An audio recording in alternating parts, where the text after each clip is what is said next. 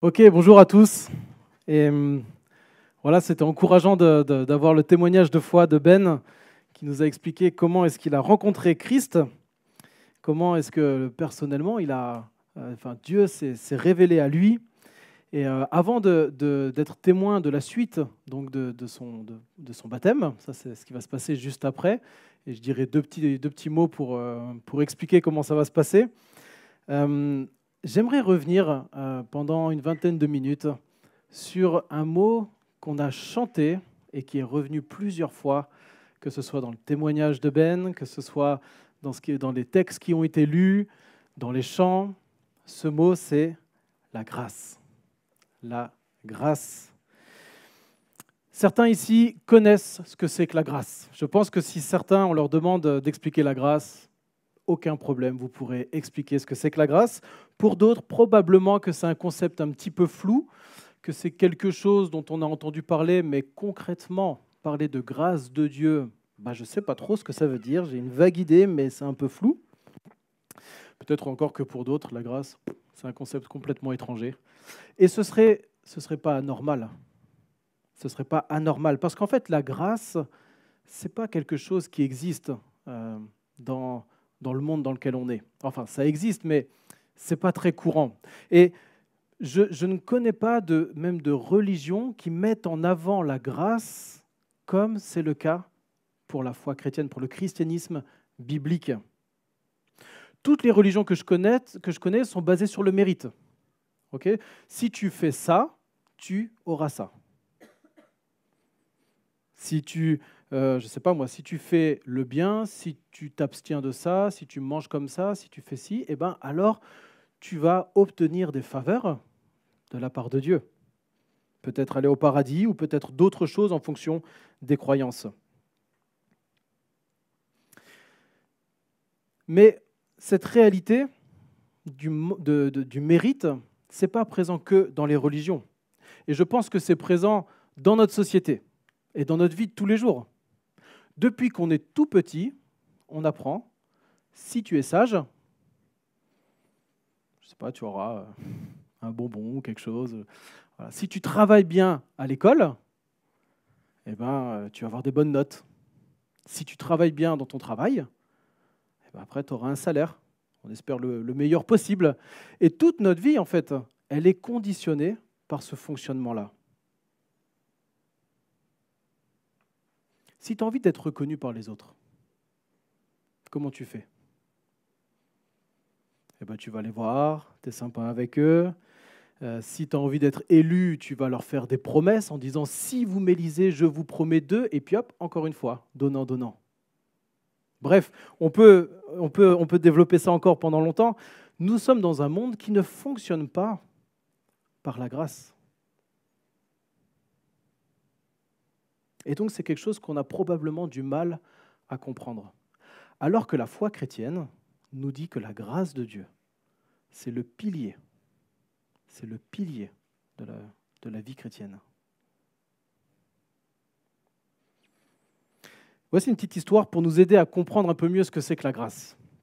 Un jour, un petit garçon qui avait moins de 10 ans s'est laissé piéger par un torrent qui avait débordé de son lit. Vous savez, parfois dans les montagnes notamment, il peut y avoir des grandes crues et les torrents deviennent très très forts.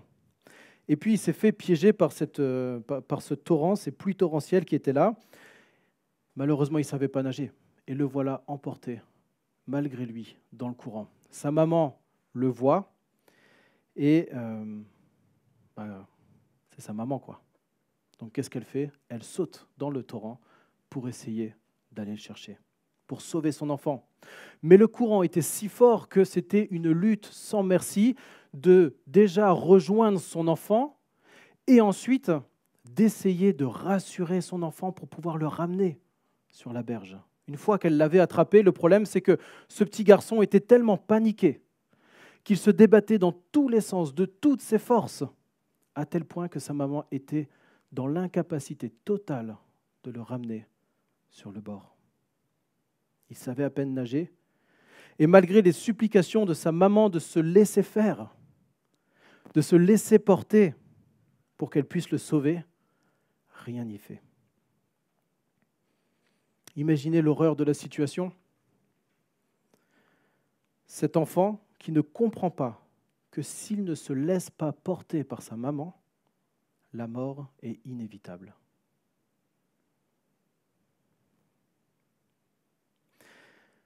Vous voyez, la grâce, c'est un petit peu comme ça. C'est arrêter de se débattre avec Dieu pour se laisser porter par Dieu qui veut nous sauver. Et le texte de la Bible qu'on va voir ensemble ce matin nous parle de cette grâce et nous explique comment est-ce que Dieu s'y prend pour nous sauver. Comment Dieu s'y prend pour nous sauver de cette terrible situation qui, dans notre cas, n'est pas le torrent, mais l'esclavage du péché. Ce péché qui est en nous, dont Ben a déjà parlé, qui nous pousse à être rebelles contre Dieu, qui nous pousse à ne pas faire ce que Dieu veut et qui nous condamne à l'éternité loin de Dieu. Et nous recherchons tous, d'une manière ou d'une autre, à nous débattre pour nous sortir de cette situation. Nous sommes comme emportés dans cette rivière, dans ce torrent du péché, condamnés à mourir, et nos efforts pour regagner la berge, pour se sauver nous-mêmes, sont vains. On n'y arrivera pas. Seul Dieu, en sautant avec nous dans la rivière, peut nous amener en sécurité avec lui. Peut-être que certains ici sont en train de se débattre avec Dieu, que Dieu essaye de les attraper, mais ils sont en train de se débattre. Alors laissons-nous porter, parce que Dieu est le seul à pouvoir nous sauver. C'est le cadeau qu'il nous offre. Et je vous propose de lire avec moi le texte de Éphésiens, chapitre 2. Il y a des Bibles dans le fond, il y a Ryan là, qui peut donner des Bibles. Si vous n'avez pas de Bible avec vous, il peut vous donner des Bibles ou vous pouvez... voilà, là il y en a une. Et il y a même un petit marque-page où vous aurez directement la bonne page du texte.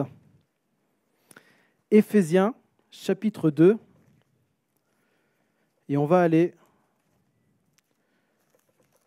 les versets 1 jusqu'à 10.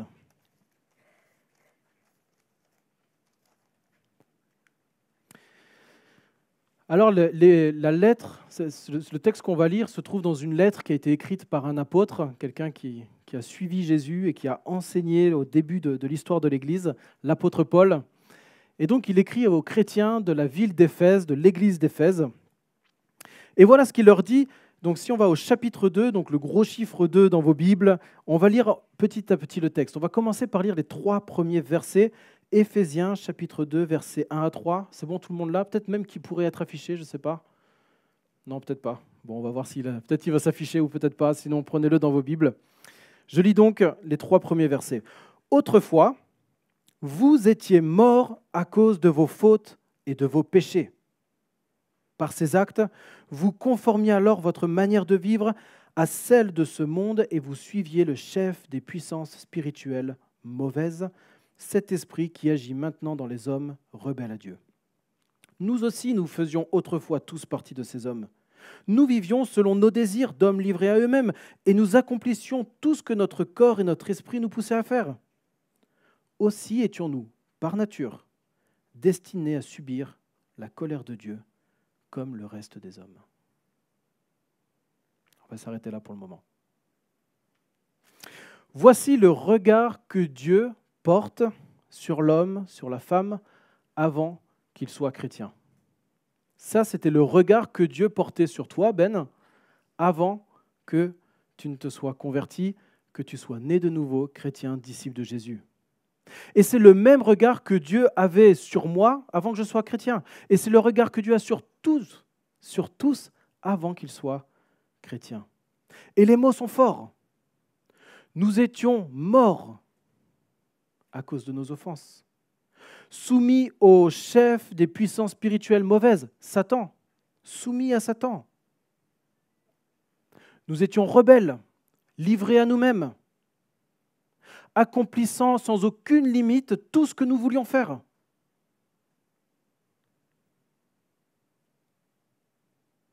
nous étions morts. Ce n'est pas ici une mort physique. Là, Paul n'est pas en train de parler de la mort physique, évidemment. Il est en train de parler de la mort spirituelle, c'est-à-dire le fait d'être séparé de Dieu, détaché de Dieu. En fait, l'homme, par nature, l'homme, la femme, nous sommes tous par nature incapables d'apprécier la vie spirituelle que Dieu propose. Comme un cadavre qui est incapable de répondre aux stimulations physiques, qui n'entend rien, qui ne voit rien, qui ne peut plus boire ni manger, qui ne ressent rien, ni plaisir ni douleur, un mort spirituel est incapable de vivre avec Dieu, de vivre quoi que ce soit de spirituel avec Dieu. Et Paul nous dit que nous étions tous morts. Pourquoi ? Pourquoi ? Parce qu'au commencement, la Bible nous dit que quand Dieu créa toutes choses, tout était parfait, le mal n'existait pas au départ, la mort n'existait pas. Et dans ce monde merveilleux, idéal, où tout était bon et très bon, le premier homme, Adam, la première femme, Ève, vivaient en harmonie parfaite avec Dieu. Dieu partageait cette harmonie qu'il avait déjà au sein de lui-même avec sa création, avec l'homme, avec la femme. Seulement voilà, un jour tout a basculé. Le péché est entré dans le monde. Et le but de Dieu, qui était de vivre une relation harmonieuse avec l'être humain, s'est envolé, a été brisé. Cette relation a été brisée parce qu'Adam et Ève se sont un jour rebellés contre Dieu. Ils se sont détournés de Dieu. Et ils ont complètement changé leur objectif de vie. Plutôt que d'être centrés sur Dieu, ils étaient centrés sur eux-mêmes. Plutôt que de faire ce que Dieu voulait, ils faisaient ce qu'ils voulaient eux-mêmes, soumis à leurs propres désirs. Et quelque part, nous sommes tous co-signataires de cet acte de rébellion d'Adam et Ève. Nous sommes tous responsables de la même chose. L'humanité entière est marquée par le péché. Qui n'a jamais fait de mal ici ? Qui n'a jamais fait le bien qu'il aurait dû faire ? Je ne sais pas si c'est dans le bon sens. Mais si on est honnête, on est tous par nature loin de Dieu. Ben nous l'a témoigné tout à l'heure, combien il était loin de Dieu, perdu dans plein de choses, de croyances, de où est la vérité, qu'est-ce que je veux, Il n'était pas mauvais, il n'était pas bon non plus, entre les deux, mais perdu, marqué par le péché, tout comme nous. Et quelle a été la réaction de Dieu face à cette rébellion ? Imaginez que vous êtes dans votre travail et on vous donne un cadre pour travailler avec des règles précises pour pouvoir protéger l'entreprise de la faillite.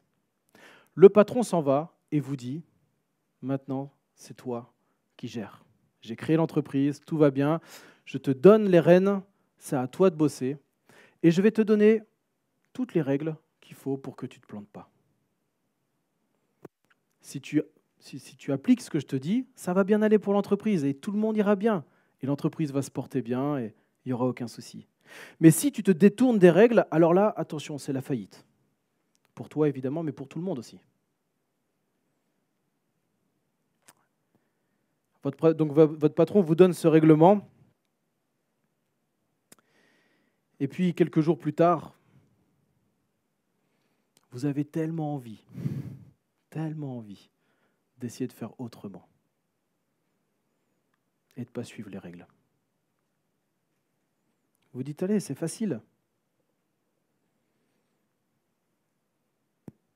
Et là, vous commettez l'irréparable, vous ne suivez pas les règles qui ont été données, et c'est la catastrophe. Un seul choix, et toute l'entreprise s'effondre.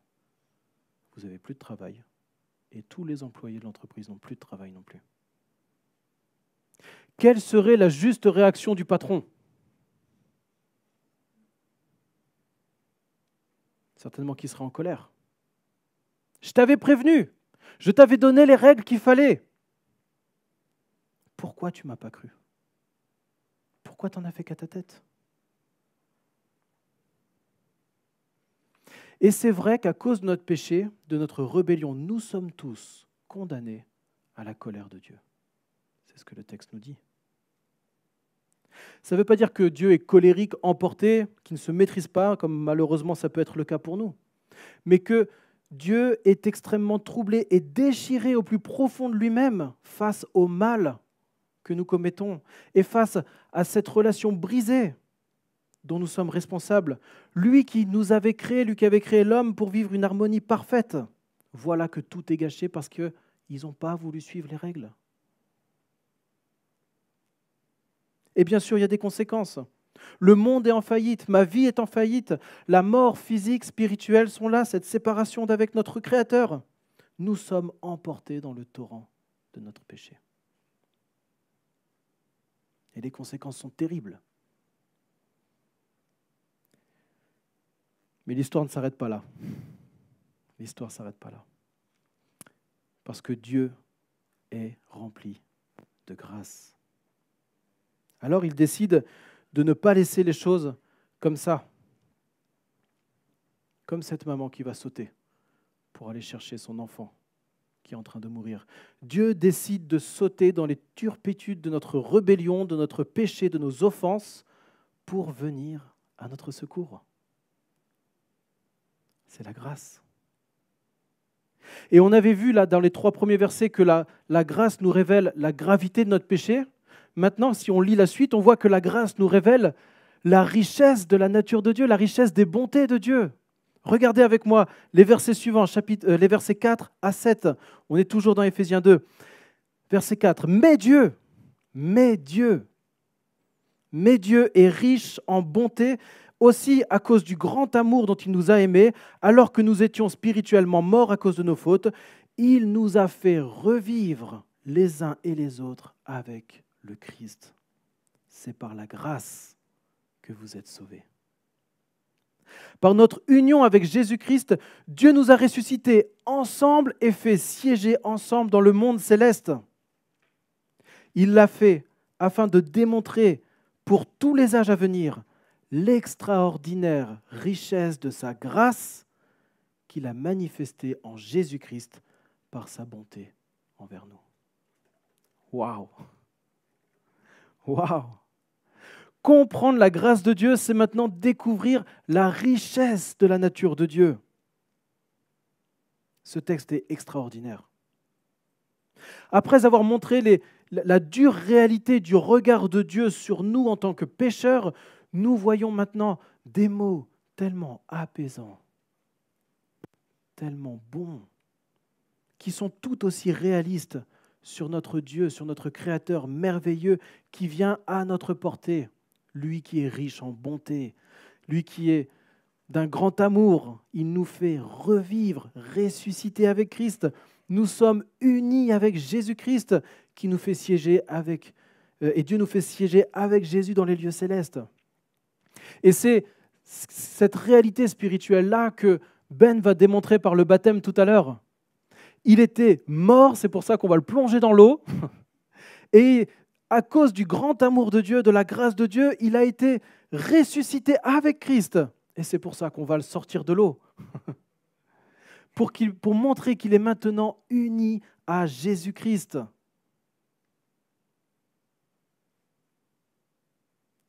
Vous vous souvenez du patron de tout à l'heure?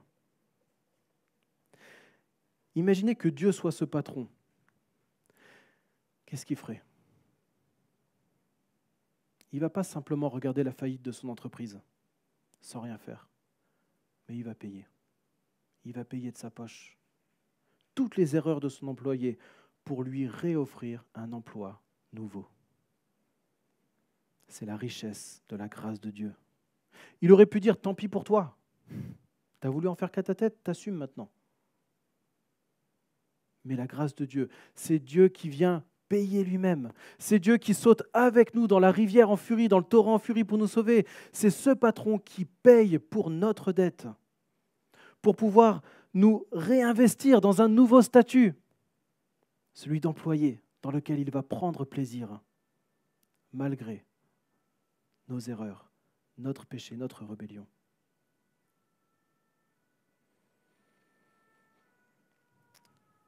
Voilà ce qui s'est passé, on est dans l'imaginaire. Un jour dans l'histoire de Dieu, le Fils a dit au Père, « Père, je vois le péché dans le monde. »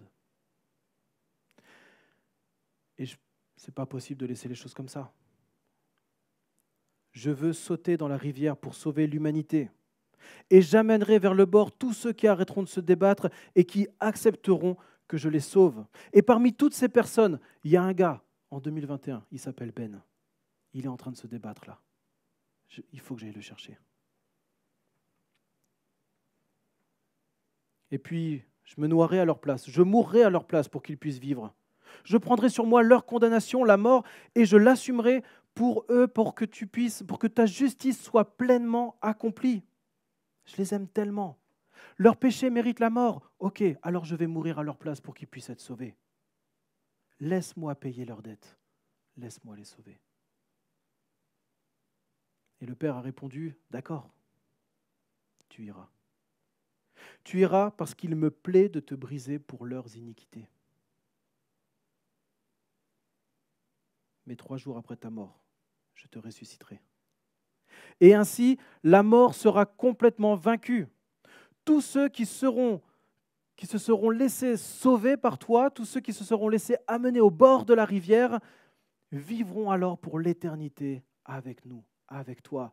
Et toi, le Saint-Esprit, toi, Dieu Saint-Esprit, tu iras en eux et tu les aideras à vivre cette vie terrestre avec tous les défis qu'ils auront, jusque tu puisses, toi, mon fils bien-aimé, revenir sur terre pour juger définitivement le mal.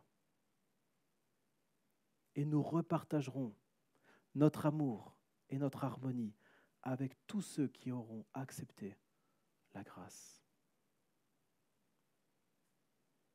Il y a 2000 ans, Jésus s'est laissé clouer à la croix pour que tous ceux qui croient en lui ne périssent pas, mais qu'ils aient la vie éternelle. C'est un cadeau, c'est une grâce. Quelle richesse! On raconte l'histoire d'un homme, c'est une histoire que j'aime bien, c'est probable que je l'ai déjà racontée, à l'un, à l'autre, en prédication, au feu, je ne me souviens plus. Peut-être certains la connaissent. Mais on raconte l'histoire d'un homme qui sortait de prison. Et puis il avait été condamné parce qu'il avait fait des choses terribles envers sa famille. Pendant sa longue incarcération, personne de sa famille n'a voulu venir le voir. Et le jour de sa sortie arrive, il n'a qu'une envie, demander pardon à sa famille, à sa femme, à ses enfants. Quelques jours avant de pouvoir sortir, il avait donc envoyé une lettre à sa famille pour leur demander pardon et pour leur dire qu'il aimerait leur dire de vive voix.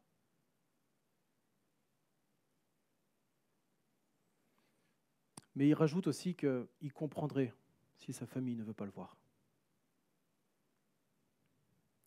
Je ne souhaite pas vous imposer ma présence, mais si vous acceptez de me faire grâce, je suis prêt à venir vous demander pardon de vive voix. Alors voilà comment je vais faire. Le jour de ma sortie, je passerai en bus devant la maison. Et si vous souhaitez que je vienne vous demander pardon, si vous acceptez que je vienne vous voir, vous n'avez qu'à mettre un ruban rouge à la porte et je comprendrai que je peux rentrer. Si vous ne mettez pas de ruban rouge, je continuerai ma route et vous n'entendrez plus jamais parler de moi. Le jour J arrive, cet homme prend le bus, ce bus qui passe devant son ancienne maison. La tristesse, la joie, l'impatience, la peur, tout ça se bouscule dans son cœur. Que vais-je trouver sur la porte de la maison ? Il avait peur de ne pas avoir la force de regarder. Il était troublé et une petite dame âgée qui le voit assis en face de lui demande ce qui ne va pas. Alors il lui explique tout. Et cette dame lui propose, écoutez, si ça peut vous aider, je veux bien regarder pour vous. Et je vous dirai s'il y a ce ruban rouge. Si c'est trop difficile pour vous de regarder, laissez-moi le faire pour vous. » Cet homme accepta. Et le moment fatidique arriva. La maison se trouvait juste au coin de la rue, là, un petit peu plus loin. L'homme se tourne. Et tout à coup, il entend « Regardez ! Regardez !» Et quand il se met à regarder la maison, ce n'est pas un ruban rouge, mais des milliers de rubans rouges sur toute la maison. Sur la façade, sur les arbres, partout autour. Parce que les gens, parce que sa famille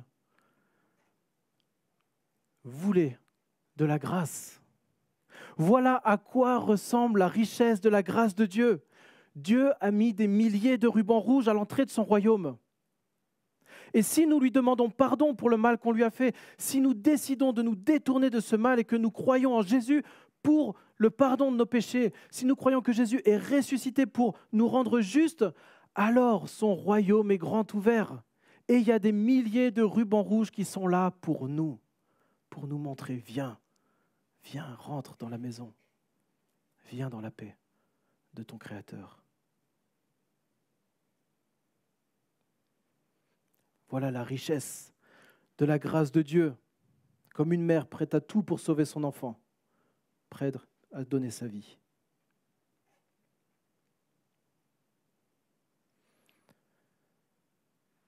Ben, dans ton témoignage, tu montrais que tu as compris le regard de Dieu sur toi. Et Dieu, dans sa grâce, t'a révélé cette réalité du péché terrible qui était dans ta vie. Et ensuite, tu as témoigné que tu as compris la richesse de la grâce de Dieu. Mais tu ne t'es pas arrêté là. Et tu as bien précisé que la grâce t'accompagne aussi chaque jour pour vivre ta vie chrétienne. Et c'est les derniers versets de notre texte qu'on va lire ensemble, les versets 8 et 10, qui nous montrent que la grâce nous révèle aussi notre identité chrétienne. Et Dieu, dans sa grâce, ne s'est pas simplement suffi de nous écarter de la condamnation éternelle, mais il nous accompagne chaque jour pour que nous puissions œuvrer pour lui. Regardez avec moi versets 8, 9 et 10. « Car c'est par la grâce que vous êtes sauvés par le moyen de la foi, et cela ne vient pas de vous, c'est un don de Dieu. Ce n'est pas le fruit d'œuvres que vous auriez accomplies. Personne n'a donc de raison de se vanter. Ce que nous sommes, nous le devons à Dieu, car par notre union avec le Christ Jésus, Dieu nous a créés pour une vie riche d'œuvres bonnes qu'il a préparées à l'avance, afin que nous les accomplissions. » C'est par la grâce que vous êtes sauvés par le moyen de la foi. On pourrait l'illustrer d'une autre manière et dire que la grâce, c'est la porte qui nous permet de rentrer dans la présence de Dieu, et la foi, c'est cette poignée à saisir pour pouvoir rentrer dans le royaume. Entrer dans le royaume de Dieu par la porte de la grâce en saisissant la poignée de la foi. La foi qui nous permet d'entrer, croire et agir. Ceux qui viennent au feu connaissent bien cette définition qu'on donne. La foi, c'est croire dans les promesses de Dieu et agir en conséquence. C'est une pièce avec deux faces. Et Ben a placé sa foi dans la promesse que Dieu lui avait faite, que si tu crois au Seigneur Jésus, tu seras sauvé. Et il y a maintenant l'autre face de la pièce. Agis pour moi maintenant, Ben. C'est ça aussi la foi en action.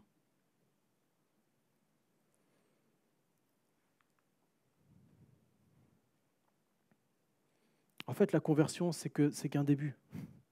Le début d'une vie éternelle avec Dieu dans l'obéissance. Et la même puissance de résurrection qui nous a sauvés, c'est la même puissance qui a arraché Christ de la mort pour le ressusciter. C'est à grand prix que Dieu a œuvré pour nous à la croix.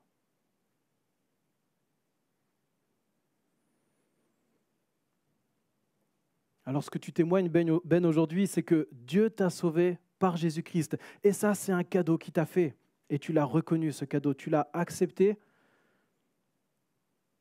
Tu t'es arrêté de te débattre dans la rivière pour que Jésus vienne te prendre et t'amener avec lui sur la rive. Et en te déposant sur la rive, Jésus est mort pour payer la condamnation de ton péché. Mais il est ressuscité 3 jours plus tard. Et tu es aussi aujourd'hui au bénéfice de cette résurrection. Et pour marcher avec Dieu, Ben, tu auras toujours besoin de compter sur la grâce de Dieu. Parce que c'est lui qui va créer en toi le vouloir et le faire. Ne sois jamais un chrétien qui essaye de gagner la faveur de Dieu parce que tu ferais des bonnes choses. Alors tu aurais oublié la grâce. Quelqu'un a un jour utilisé cette image que j'aime bien. Essayer de gagner la faveur de Dieu avec des bonnes œuvres, c'est comme essayer d'aller sur la lune en empilant des chaises. Tu n'y arriveras pas. Accepte juste que Dieu soit venu et qu'il ait tout accompli pour toi. Alors pour conclure maintenant, je vais vous raconter une dernière histoire. Aux États-Unis, encore un prisonnier, avait déjà purgé plusieurs années de détention. Et puis il y avait un aumônier dans sa cellule qui est venu le voir pour lui parler de la grâce de Dieu. Cet homme était un criminel endurci et il n'a jamais rien voulu entendre de ce que cet aumônier, de ce que ce chrétien voulait lui dire. Et puis un jour, cet homme fut gracié par le gouverneur, ça se passe comme ça aux États-Unis, le gouverneur a la possibilité de gracier des prisonniers. Un jour, cet homme est gracié. Et le gouverneur va demander à l'aumônier de lui annoncer la bonne nouvelle. Vous imaginez une bonne nouvelle pour quelqu'un qui est aumônier dans une prison, qui parle de Jésus dans une prison, c'est assez rare. Et il va le voir et dit « Hey, tu as été gracié !» Mais cet homme, endurci, tourne le dos en râlant et disant qu'il ne veut rien entendre.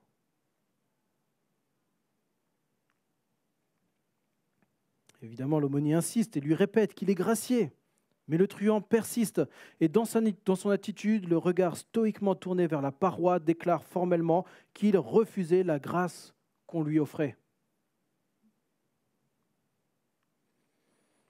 Quelques jours plus tard, ce prisonnier, qui était condamné à mort, fut conduit sur l'échafaud, non sans avoir avant compris l'erreur. L'énormité de son erreur, celle de ne pas avoir prêté l'oreille au message qui lui était adressé. Et avant de mourir, il déclara « Aujourd'hui je meurs, non pas uniquement à cause de mes crimes, mais parce que j'ai refusé la grâce. »